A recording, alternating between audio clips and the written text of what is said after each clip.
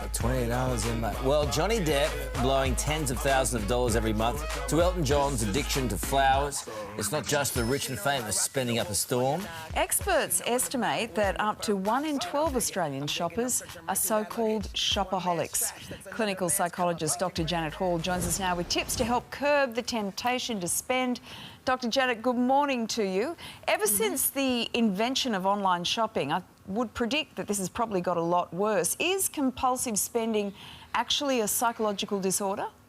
Well, it's not necessarily, but it's reflective of an underlying disorder, usually anxiety or anger management or depression or low self-esteem. But it is a real compulsion, and also it actually has a name. It's called onomania.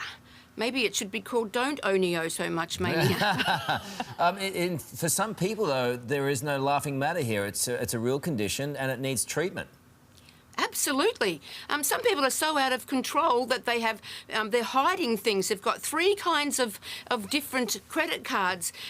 They don't admit it to their loved ones. And they just really use the shopping as a way of being somebody they're not. They get their sense of power out of it. Are they the signs that you may be a shopaholic? Oh, the Shopaholic signs, well, obviously it's whether or not you've got anything left in your bank balance, whether you are hiding it, you've got a relationship breakdown. I see people who are the partners of the Shopaholics.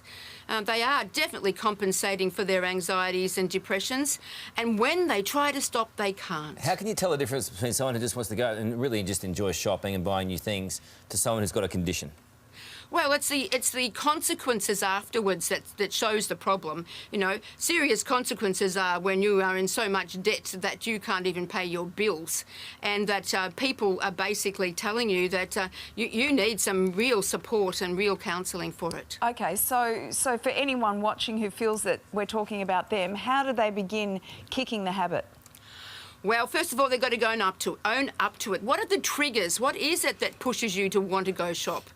And what are the needs that you're seeking to be filled? You know, do you need companionship? Do you need a massage? Do you need some loving touch? Do you need rest and relaxation? In fact, replace shopping with something healthier.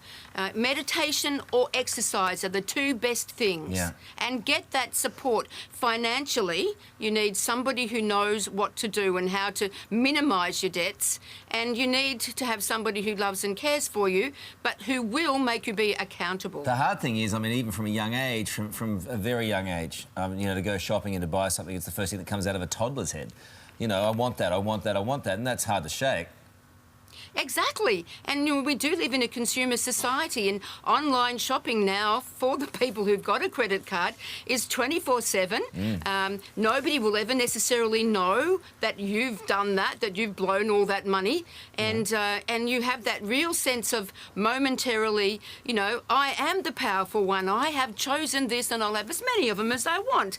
Often they don't even need these things, and they might already have it. Lots of them, like remember Imelda Marcos on her shoes. Yeah. Yeah, that was quite the wall of shoes, that was. OK, thank you very much for that, Dr. Janet Hall. We'll make sure we've got all the further details on our website. Interesting woman, isn't she? Well, coming up, investigators in Melbourne are on the scene.